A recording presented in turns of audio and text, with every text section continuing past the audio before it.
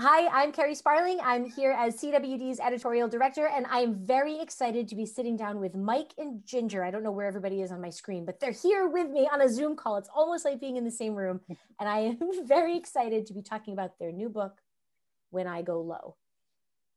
Here it is. They sent me a copy. Oh, you have one too. Wait, what about you?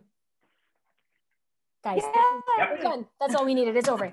No, but so I'm really excited to have you guys on here talking to the children with diabetes audience because they need to know about your book. So just to make sure that I'm not reading long bios that are boring for you guys to hear because you know who you are, can you tell the community who you are? My name is Ginger Vieira. I've lived with type 1 since I was 13. I am 35 today, but when I'm looking at Carrie and Mike's faces, I feel like I'm 25 because like that's around the time that we maybe all started to meet each other. I also have celiac and fibromyalgia. I don't like gadgets and gizmos for type 1. I am super old school. I use syringes and test strips. And I've written a lot of books on diabetes, and I write articles about diabetes for many different sites. And wait, you said you're 35 today. Is today your birthday? No. Oh, I got all excited. But I do have, my birthday's in October, and I do happen to notice the clock almost every day when it says my birthday at 10:26 o'clock. Oh, I will definitely read that at 10:26. Well, happy not birthday. My boyfriend thinks it's really weird. Yeah. And how about you, Mike? My name's Mike Lawson. I've lived with type 1 since my early 20s, and I'm almost 40, getting there, a couple of months. And I know. And I work now for a theater production company, but I've worked kind of in the diabetes space here and there. And that's how I kind of met Ginger and Carrie.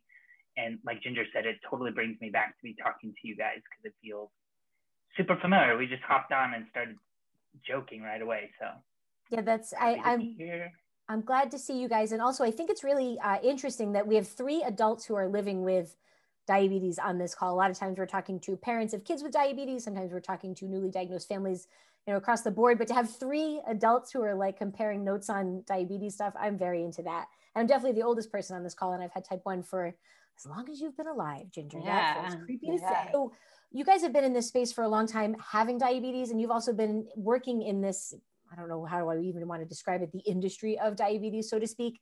But what you have put into the world has been, it's historically been a great resource for people to like get through the real stuff about diabetes. So I don't want to ask you how you wrote a book, but it's more like why this one? Like what made this the anchor for this kid's book?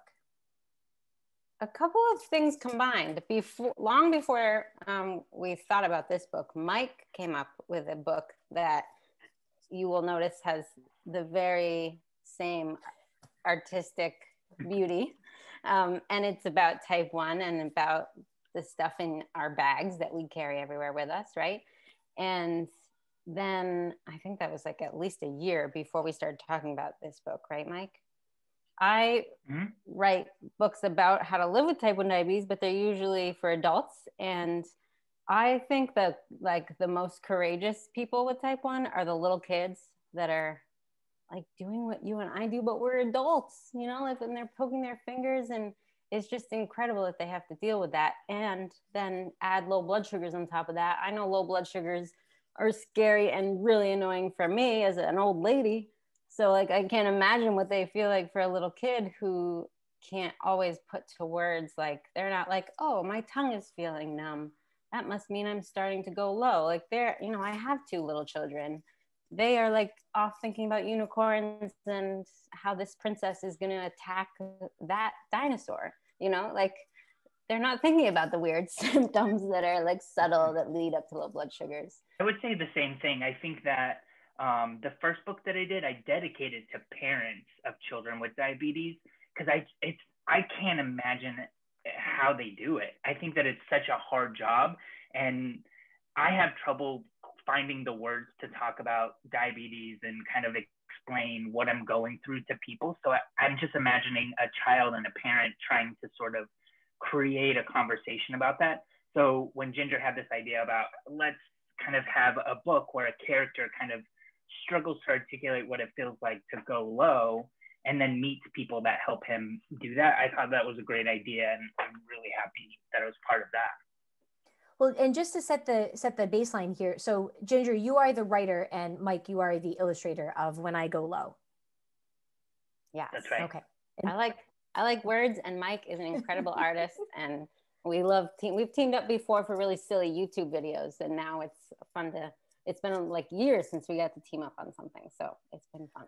Well, for the children with diabetes audience, which originally was primarily parents who were taking care of kids with diabetes, and has now grown into trying to make people like you and I and other adults living with type 1 part of the audience. So why would you want to get this book into the hands of a family living with diabetes? So parents of small kids, what can this do for them? There's a few messages throughout the book. The first is the most common symptoms of lows, and it's explained by really cute characters. We've got Jax the cat, Penny the pig, Zed the mouse, that's my favorite, and then there's a big group of little birds, and then Sherry the sheep, who didn't make the cover, but she's very popular, and and they all have different symptoms of lows. And Jax the cat feels like the only kid in the neighborhood that has to deal with diabetes and low blood sugars, so he goes wandering about the neighborhood, and he meets all these other kids who have to deal with it just like him, and they each have a different symptom of lows that they share with him and that they figure out. And then the other message throughout is how brave they all have to be constantly, throughout every day, to deal with everything that type 1 makes us have to deal with. And I feel like this book really helps say the words that people might be struggling to find in a really beautiful way. And so when I think about the CWD families who hopefully will be ordering the book, and we'll put the link somewhere in the, video, the narrative around this video, but what about families who are, I thought this could go past though, people who have kids with diabetes. Like when I was growing up, the families that I was friends with their kids, like this would be a useful book for them to explain what my experience might be like, so that their kids could understand it. Could you speak a little bit to how they could step outside of just the people with diabetes mode? Yeah, I think that this book would do a really good job if you were using it to kind of explain to a classroom of kids, and one of the kids happens to have diabetes. It really normalizes kind of the experience and helps kind of explain things through characters that are all animals, that are all kind of just like, it's not this character looks like me or that character looks like you. Like all of these are relatable to all of us. They're just kids, and the kids are kind of experiencing the lows. And I think for that reason, it's really relatable and could be used to sort of teach many people about some of the struggles of diabetes. What do you think, Ginger? Yeah, I think it's also I know I can read it to my kids, and it helps me explain to them how I feel when I go low. And they thought it was really cute because Mike is such a great artist. And, we have this little silly chorus that comes up when Jax the cat feels wibbly wobbly, flibbly flobbly. And it's just, one of the things that I would really worry about all the time if I had a child with type 1 is if they are able to stop and think like, oh, I think I'm going low. And I think that might be one of the hardest things for a kid. And so it really is trying to emphasize like, hey, keep an eye out for these little symptoms so that you can catch your lows sooner. And Jax is wearing a backpack throughout the whole book that happens to have a juice box in it. So he's prepared. And I think it's a combination of safety and feeling like you're not alone, and making fun out of diabetes, and helping people understand how you feel. So that is a huge thing, the making diabetes feel less oppressive and like something sort of fun. And I feel like your book really accomplishes that, because a lot of times when we talk about diabetes, it's with very furrowed eyebrows and super serious, tones and that sort of stuff. But this takes a lighter approach to a really challenging topic. I mean, none of us can pretend that low blood sugars are fun and everyone wants to go through them. So can you say a little bit about adding some levity to this discussion point? I mean, I hate low blood sugars, especially lately, just because of like COVID and parenting and the stress of like, I feel like my schedule is go, go, go, go, go. And when a low pops in, it's like, oh my God, I didn't have time for losing energy right now, Mm-hmm. I've gotten out of my habits that like help me treat lows responsibly, of like using my low foods, which I think of as like medicine, you know, jelly beans. It's like you eat 8 jelly beans versus I'm going to eat this apple and it's either Honeycrisp or Fuji. And sometimes they're like 20 carbs and sometimes they're 35 and they're the size of my head or they're the size of my hand. Like, it creates all this other mess afterwards. And yeah, I'm not real impressed by low blood sugars lately. Yeah, I don't love them either. I will tell you though, since we put this book out and I've shared it with people in my life, I've experienced lows, and we've kind of created not a game, but like we've made jokes about sort of how I'm feeling. I'm feeling a little wibbly wobbly, or you know, we'll quote the book and kind of it adds some levity to a very serious kind of moment for me, and just kind of take some pressure off of the kind of self-doubt and the criticism that all of these like feelings that kind of happen with diabetes management. It sort of just like relieves some of that and adds some jovial tone to it.